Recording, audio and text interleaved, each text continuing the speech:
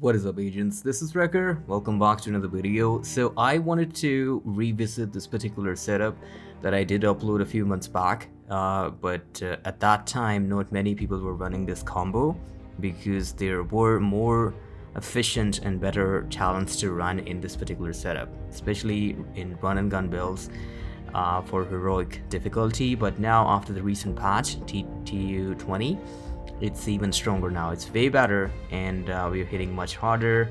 We are getting our stacks up even faster and more. Even the bonus armor stacks are really good. So I wanted to revisit, rerun the build, see how it performs in the recent most latest patch, and see what it does. And yes, it is even stronger now. So let me show you the build breakdown real quick and see what we have.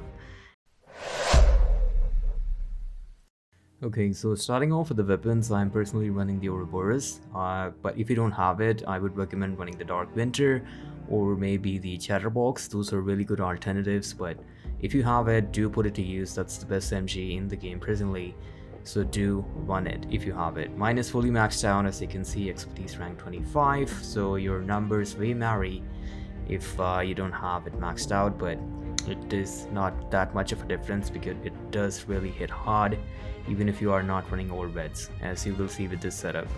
But yeah, the talent is completely useless. Doesn't matter what anyone says, it's a useless talent, so we are not going to talk about it.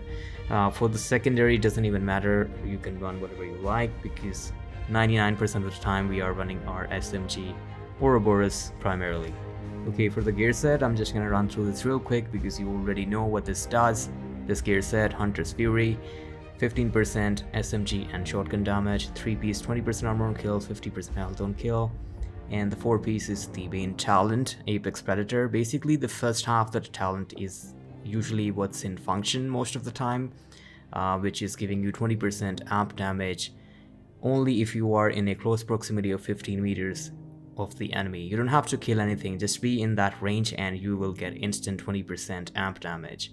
The second part of the talent is just really a bonus at that point, because if you kill an enemy within the same proximity, 15 meters, it's going to give you an additional 5% more weapon damage for each enemy you're killing. And on top, it's going to disorient the enemies after a kill in that same proximity, which isn't something that's going to be up most of the time, but only if you are just mowing down a group of enemies within the same space. But anyhow, that's basically the gear set. And I'm running all reds on all of the pieces, you know, all crits, crit hit, crit chance, and weapon damage on all 4 pieces.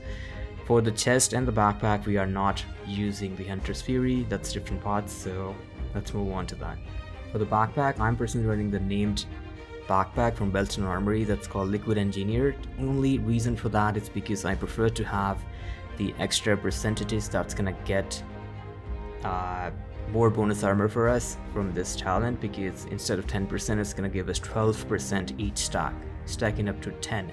So that's a huge number. So the reason behind running the perfect variant of this talent is to gain even more bonus armor on each kill.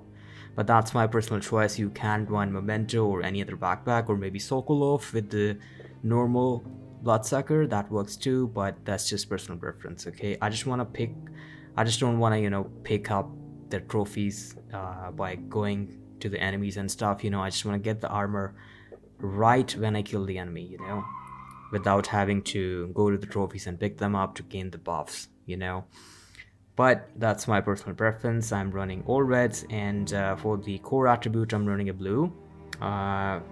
You can run all reds if you want, but yeah, that's the backpack we're running here. Okay, for the chest piece, this is the main piece I wanted to talk about, which has gotten a buff from the recent patch TU20.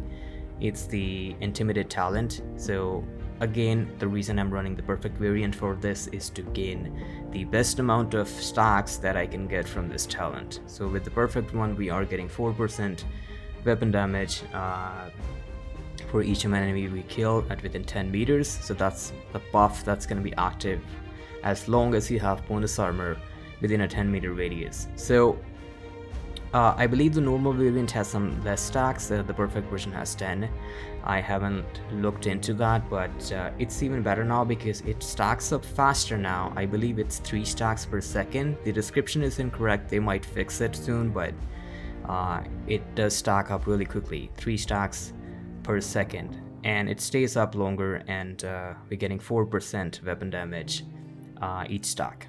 So that's basically the reason for me running the Bloodsucker talent instead of Memento or anything else, because our main goal is to keep up the bonus armor as long as possible, at least in combat, because that's gonna keep our Intimidate talent active as long as well. So that's basically the goal here. So yeah, this is a really great talent. I don't think any of us were running this talent previously, pre-patch, but after TU20, this talent is really good, especially for a setup like this. So yeah, same attributes, all red, and running the blue core armor for this one as well. And to go through the stats real quick for the build, I'm running 53% critical hit chance, 163 hit damage, 70% headshot, and not to forget the 10% damage target type cover. That's what we are running on our Ouroboros, the primary weapon. So yeah, this is basically the whole build, everyone. I'm not gonna talk about every other aspect of the build because that's been discussed already. I'm running Gunner. That's the go-to specialization, especially for run and gun builds. More armor, more rate of fire, stuff like that. And for these skills, doesn't really matter, your preference. You want to run what you like. I personally run the Pulse to disorient even more enemies on preference, and a shield whenever I need it. But yeah, that's about it, and hope you enjoy the gameplay. I will catch you guys in the next one. Anything you have any questions, let me know in the comment section below, and I will catch you guys in the next one.